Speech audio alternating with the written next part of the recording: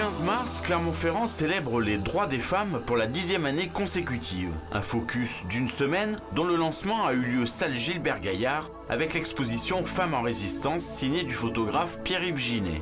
Une cinquantaine de clichés de ces femmes qui luttent à travers le monde pour que ce dernier tourne plus rond. Des femmes qui parlent de lutte et de détresse, mais également d'espoir et de victoire, à l'image d'Aung San Suu Kyi, des femmes du Darfour ou encore des mères de la place de Mai à Buenos Aires, mais pas seulement. On a plein de femmes, des femmes anonymes mais aussi des femmes emblématiques. Notamment, on a Germaine Tillon et Geneviève Antonios de Gaulle qui ont fait leur entrée récemment au Panthéon.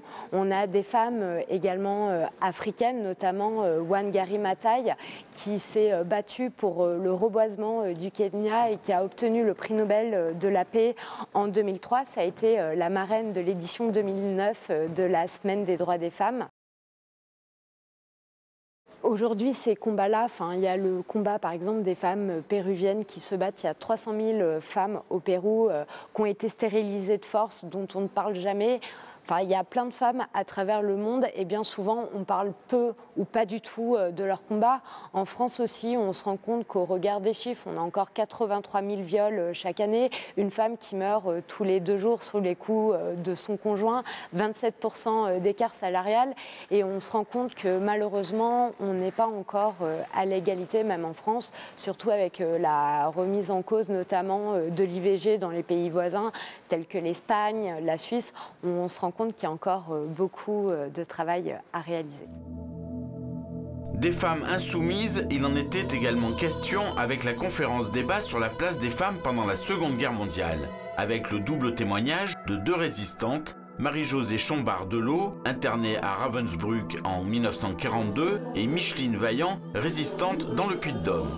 Toutes 2 se sont engagées à l'âge de 17 ans et ont surtout agi en tant qu'agents de liaison. Mais on ne m'a pas poussé, c'était un état de fait. C'était dans les côtes d'Armor. On a une armée d'occupation très oppressante. Et avec mes parents, on aide les hommes qui veulent rejoindre De Gaulle en Angleterre. On n'a pas besoin de me pousser pour ça, vous voyez.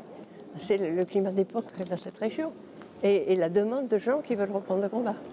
Pendant la résistance, elles ont tenu le rôle qui est le leur habituellement, qu'elles font mieux que les hommes.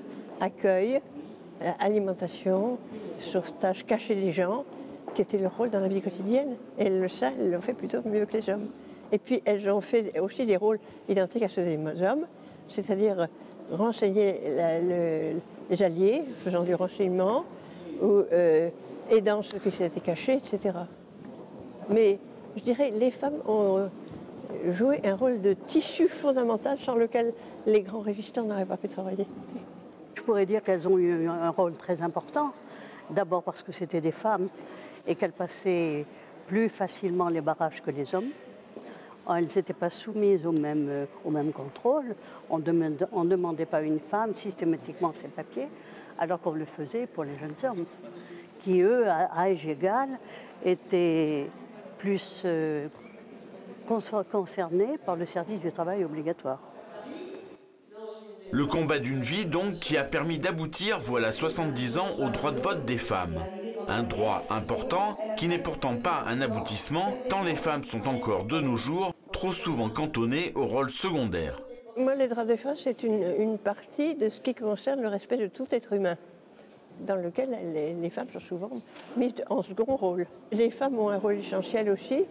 Elles n'ont pas tous leurs droits encore, par exemple dans le travail, souvent elles sont sous-payées, etc., il faut l'obtenir, mais elles jouent un rôle fondamental dans la création de la vie. Si vous voulez, mettre les enfants au monde, les éduquer, etc. Et plus que dans le monde de création des biens, qui est plus masculin encore, où elles trouvent leur place en exerçant de plus en plus de nouveaux métiers qui étaient réservés aux hommes avant. Je pense que ça a été quelque chose d'important, le rôle des femmes dans la résistance, parce qu'on a acquis des droits qu'on a fait valoir au moment de la libération, et le droit de vote est né de là. La Semaine des droits des femmes a également été célébrée dans un autre genre avec le rassemblement Toutes en moto dimanche dernier. De la place du 1er mai jusqu'à la place de Jaude, plusieurs centaines de motardes, mais également des motards, ont défilé dans les rues de la ville. Objectif, promouvoir la place des femmes dans le monde du 2 roues motorisé.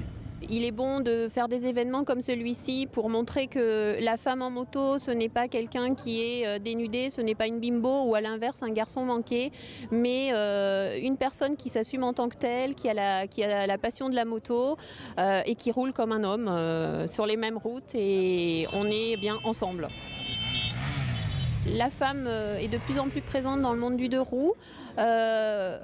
Maintenant, il y a à peu près 50% de femmes qui sont inscrites au permis moto, donc on voit que ça se développe énormément. Par contre, en 2009, il n'y avait que 11,6% de femmes usagères de deux roues.